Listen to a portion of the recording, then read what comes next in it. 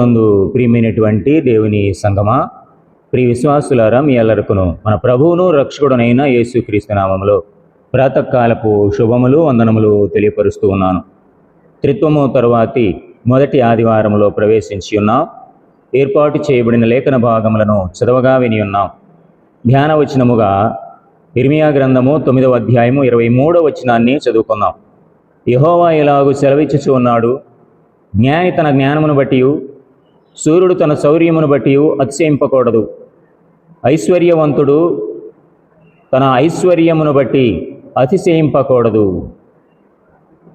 చిన్న ప్రార్థన చేసుకుందాం. కృపాసత్య సంపూర్ణుడు అయిన మా ప్రియ పరలోకపు దేవా, రాత్రంతయు సుఖమైన నిద్రనిచ్చారు. ఇదిగో దేవా, ఉదయకాల ఆరాధన, ఆదివారపు ఆరాధనలో ఈ రీతిగా మాకు తోడై ఉంటున్నందుకు మీకు వందనములు దేవా. నన్ను మీ సిలువ చాట్న మరుగుపరుచుకుని బిడ్డలకు కావలసిన ఆత్మీయ ఆహారం అందించడంలో కేవలం ఒక సాధనముగా వాడుకుని బిడ్డలను బలపరచమని యేసు నామమున అడుగుచున్నాను పరమ తండ్రి, ఆమేన్. మన తండ్రి అయిన దేవుని నుండి, ప్రభు అయిన యేసుక్రీస్తు నుండి కృపయు సమాధానం మీకు కలుగునుగాక, ఆమేన్. ప్రియ దేవుని సంగమా, త్రిత్వము తర్వాతి మొదటి ఆదివారపు వర్తమానమును వినే ముందు ఒక చిన్న కథను విని వర్తమానములోకి వెళదాం. ఒక వజ్రాల వ్యాపారి ఇంట్లోకి ఎలుకలు వచ్చాయట. అందులో ఒక ఎలుక ఒక వజ్రాల వ్యాపారి ఇంటిలోనికి ఎలుకలు వచ్చాయి. అందులో ఒకటి వజ్రాన్ని మింగింది.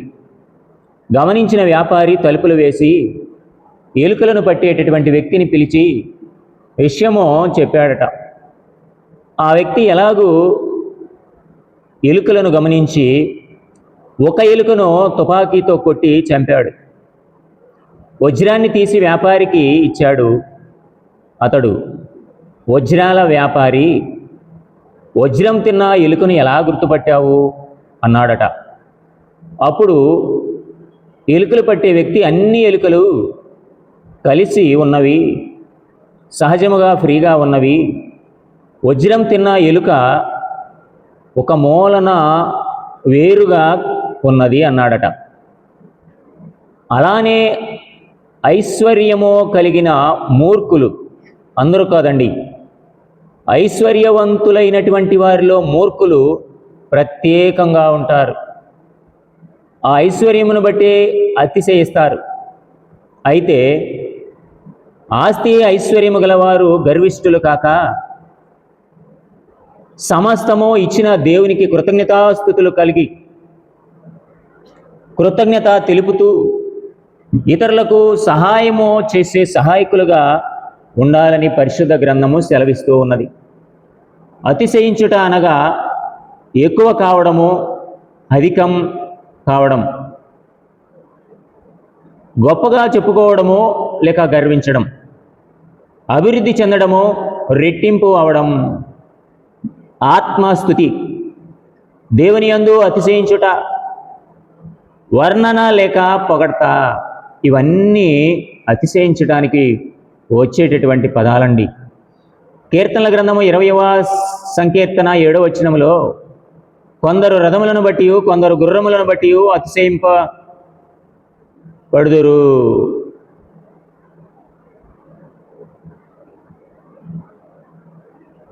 సొంత బలాన్ని బట్టి కాకుండా దేవునిని లేదా ఆయన చేసిన మేలులను చూసి సంతోషించడం. రోమాపత్రిక 6వ అధ్యాయం 14వ వచనంలో, నా మట్టుకైతే మన ప్రభు అయిన యేసుక్రీస్తు శిలువ యందు తప్ప మరి దేని యందును అతిశయించుట నాకు దూరమవునుగాక. ప్రభువును బట్టి అతిశయిద్దాం. మనం ఉన్నదానికంటే ఎక్కువ చేసి చెప్పడము అతిశయోక్తి. కొరింథీయులకు రాసిన మొదటి పత్రిక 1వ అధ్యాయము 31వ వచనమును గమనించినట్లయితే, అతిశయించువాడు ప్రభువునందే అతిశయింపవలెను అని వ్రాయబడినది నెరవేరునట్లు దేవుని మూలముగా ఆయన మనకు జ్ఞానమును, నీతియు, పరిశుద్ధతయు, విమోచనయు ఆయను. ఇక్కడ మనము దేనిని బట్టి అతిశయించాలంటూ ఉన్నాడు? ఆయన ఇచ్చిన జ్ఞానమును బట్టి, ఆయన యందు నీతిగా జీవించడాన్ని బట్టి, పరిశుద్ధముగా ఉండడాన్ని బట్టి, పాప బంధకాల నుండి విడిపించాడు. కాబట్టి ఈ 4 విషయాలందో అతిశయిద్దాం. కొరింథీయులకు రాసిన 2వ పత్రిక 10వ అధ్యాయము 17వ వచనాన్ని గమనిస్తే, అతిశయించువాడు ప్రభువునందే అతిశయింపవలెను. దేవుని యందే మన అతిశయం. ఈ లోక భోగభాగ్యాలు, ఐశ్వర్యము, ఆస్తులు, ధనము, అందము, బలగము వీటిని బట్టి కాదండి. రోమాపత్రిక 5వ అధ్యాయం 11వ వచనంలో పౌలు భక్తుడు తెలియపరుస్తున్నాడు, అంతేకాదు మన ప్రభు అయిన యేసుక్రీస్తు ద్వారా మనము దేవుని యందు అతిశయింపబడుచున్నాము. ఆయన ద్వారానే మనము ఇప్పుడు సమాధాన స్థితి పొంది ఉన్నాము. ఆయన ఇచ్చిన సమాధాన స్థితిని బట్టి అతిశయిద్దాం. నీటి లేఖన భాగములలోనికి వెళదాం రండి ప్రియమైనటువంటి వారలరా. ఇర్మియా గ్రంథము 9వ అధ్యాయం 24వ వచనంలో, అతిశయించువాడు దేనిని బట్టి అతిశయింపవలెననగా, భూమి మీద కృప చూపుచు నీతి న్యాయములు జరిగించుచున్న యెహోవాను నేనే అని గ్రహించి నన్ను పరిశీలనగా తెలుసుకున్నటను బట్టియే అతిశయింపవలెను. అట్టి వాటిలో నేను ఆనందించువాడనని యెహోవా సెలవిచ్చుచూ ఉన్నాడు. ఇక్కడ ఉపాంశము, మన అంశము దేవుని యందే అతిశయించు. ప్రియమైనటువంటి వారలారా, ఉపాంశము దైవ కృపను బట్టి అతిశయిద్దాం. సందర్భాన్ని గమనించినట్లయితే ఇస్రాయేలు యోధాను 2 దేశములుగా విడిపోయారు. ఇస్రాయేలు రాజ్యము అనగా ఉత్తర రాజ్యము అశూరీల చేత నాశనము గావించబడింది. యోధా రాజ్యము అనగా దక్షిణ రాజ్యము సుమారు 136 సంవత్సరాలు నిలిచింది. అయితే ఈ యూదులు విగ్రహారాధికులయ్యారు, దేవునిని విడిచిపెట్టారు, అసహ్య కార్యాలకు బానిసలైనారు. ఇది గమనించిన దేవుడు ఇర్మియా ద్వారా హెచ్చరిక చేస్తూ ఉన్నాడు. ప్రియమైనటువంటి వారలారా, మానవులు తనకున్న జ్ఞానము, సంపద, అధికారములు, జనబలము, ధనబలము, ఐశ్వర్యము మొదలైనటువంటి వాటిని బట్టి వ్యర్థముగా అతిశయించుచూ ఉన్నారు. ఇది శాశ్వతమని భ్రమించుచూ ఉన్నారు. దేవుని మరిచారు. కానీ దేవుని కృపా, కరుణ, కటాక్షములను బట్టి అతిశయించుట శ్రేష్టమని జ్ఞాపకము చేస్తూ, దేవుని నీతి న్యాయములను, దేవునిని తెలుసుకున్నటను బట్టి అతిశయించమంటూ ఉన్నాడు. ఆయన కృపను బట్టి అతిశయిద్దాం. స్వార్థ పాఠ్య భాగంలోకి వెళదాం. లూకా స్వార్థ 12వ అధ్యాయం 15వ వచనం గమనించినట్లయితే, మరియు ఆయన వారితో, మీరు ఏ విధమైన లోభమునకు ఎడమియ్యక జాగ్రత్త పడుడి. ఒకని కలిమి విస్తరించుట వాని జీవమునకు మూలము కాదనెను. ఇక్కడ ఉపాంశము స్వార్థ పాఠ్య భాగంలో దేవుని మాటలను బట్టి అతిశయిద్దాం. ప్రభువు స్వార్థమును గురించి హెచ్చరిస్తూ ఉన్నాడు. ఇహలోక సంబంధమైన ధనమును పరలోక రాజ్యపు వివరములతో ముడిపెట్టరాదని హెచ్చరిస్తూ ఉన్నాడు. 13వ వచనములో, ఒక వ్యక్తి పిత్రార్జితములో తన పాలు పంచిపెట్టమని సహోదరునితో చెప్పుమని ప్రభువును ప్రాధేయపడి అర్థించుచూ ఉన్నాడు. ప్రభు ఏమంటున్నాడు 14వ వచనంలో, నేను తీర్పరిని కాను, పంచిపెట్టువాడును కాను అంటూ ఉన్నాడు. 15వ వచనంలోనేమో, ఒకని కలిమి విస్తరించుట వాని జీవమునకు మూలము కాదు. కాబట్టి జీవనకు మూలము దేవుని మాటలే. ఈ లోక సంపద, బలము, జ్ఞానము, ఐశ్వర్యము కాదండి. ధనము పెరుగుట ద్వారా దేవుని రాజ్యానికి హక్కుదారులు కానేరని గ్రహించాలి. వ్యక్తి అభ్యర్థనను గూర్చి జీవిత సత్యాలను బోధించుచూ ఉన్నాడు ప్రభు. 16వ వచనంలో, భూమి సమృద్ధిగా పండెను. ఎవరికి? ఒకటి ధనవంతుడు ఆయన, రెండవది దేవునిని మరిచినవాడు, మూడవది నేనేమి చేయదునని తనలో తాను ఆలోచించుకుంటున్న వ్యక్తి, నాలుగవది నా అనుదిన జీవిత ఆశయమైనది, ఐదవది తన ఆస్తిని ఇంకా అభివృద్ధి చేయగోరుచూ ఉన్నాడు. కోతకాలములో తక్కువ ధర ఉంటుంది వడ్లకు, పంట ఏదైనా సరే. సుమారు ఒక బస్తాకి 77 కేజీలు వడ్లు అనుకుందాం, 700 రూపాయలే. కార్తీక మాసములో అనగా కరువు కాలం వచ్చినప్పుడు ఆ వడ్లు బస్తా 2 నెలలకే 1000 రూపాయలు పెరిగిపోతాయి. అధిక లాభం. ధనవంతుడైనటువంటి వ్యాపారి ఈ ధనవంతుడు నేను నాది నావారు అనున్నదే ఆస్తి అనుకుంటూ ఉన్నాడు. 19వ వచనంలో గమనించినట్లయితే 6వ విషయం, నా ప్రాణముతో తినుము త్రాగుము సంతోషించుము సుఖ జీవితాన్ని కోరుచూ ఉన్నాడు.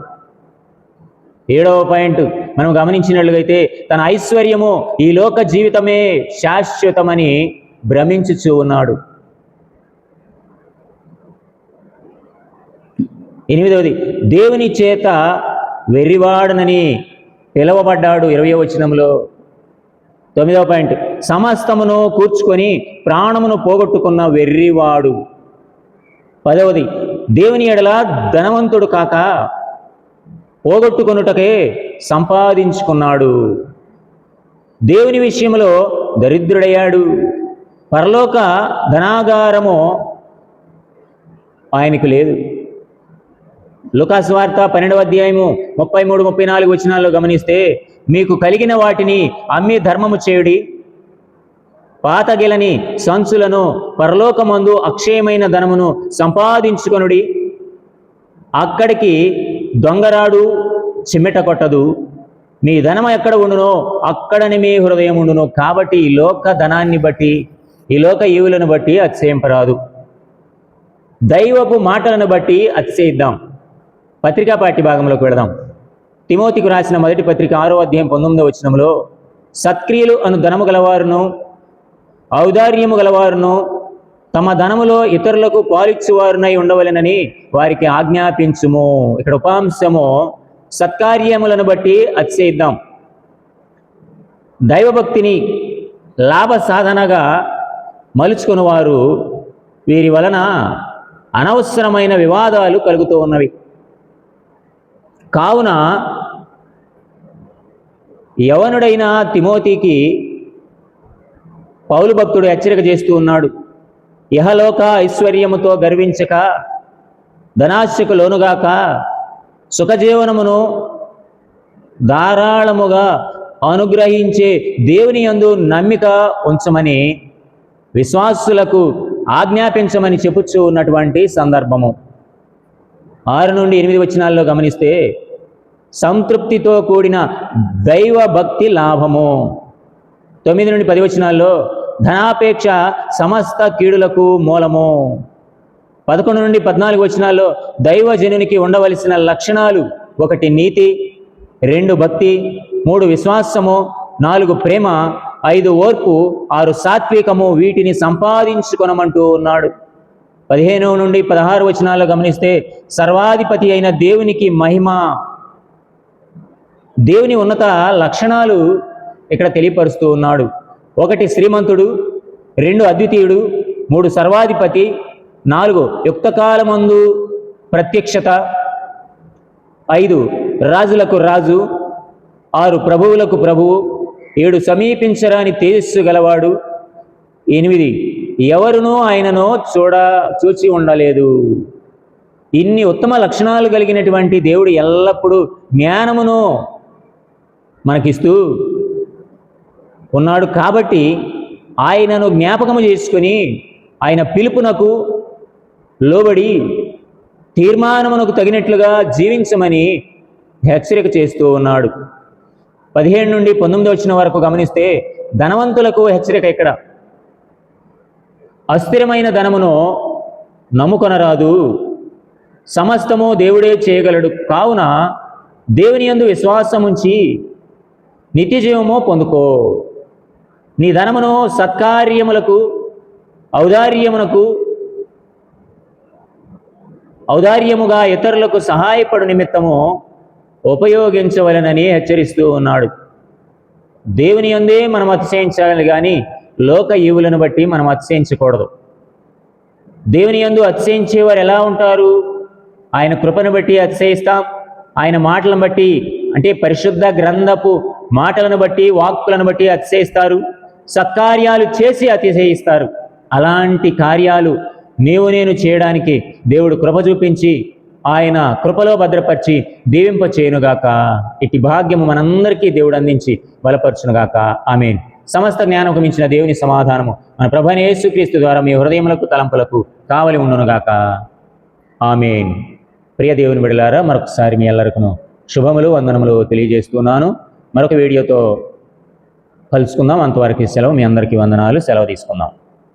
ఆమేన్.